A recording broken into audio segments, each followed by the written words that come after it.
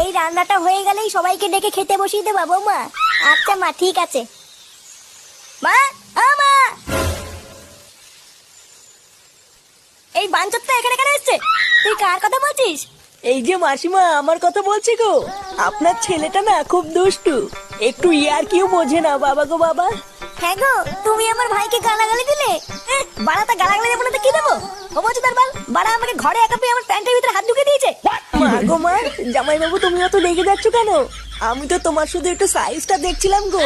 Cycle ছিল হোমচুদার বাল, বাড়ি গিয়ে বাবার সাইজ দেখবি যা। কি সব উল্টো পাল্টা কথা বলছিস তুই? যা বলেছি ঠিকই বলেছি। লেওরা আজকে প্যান্টের ভিতরে হাত ঢুকে দিচ্ছে, কালকে তো বলবে হালকা করে পুঙাও মেরে দাও। এই কি হয়েছে রে? এত চেঁচামেচি কিসের? দেখুন না মেশামশাই, মা গো মা, আপনার ছেলে একটু ইয়ার কিউ বোঝে না। ওটাই আর কি ছিল বাঞ্চদ? দেখেছেন তো কিভাবে বলছে। দেখো মা, আমি কিন্তু বলে দিচ্ছি, এই চুদির ভাই যদি বাড়িতে থাকে আমি কিন্তু বাড়ি থাকবো না, বলে দিলাম।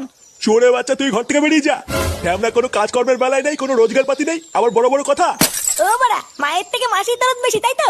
বাড়া এখন তো দেখছি আমার থেকে এই বাড়িতে এই হোমোচোদার দাম বেশি। লেওলা যেদিন এই হোমোচোদাটা তোমার ধুতির ভিতরে হাত ঢুকিয়ে নেয়ানারি করবে সেদিন বুঝবা বালের এই বাড়িতে আমার কোনো দামই নেই।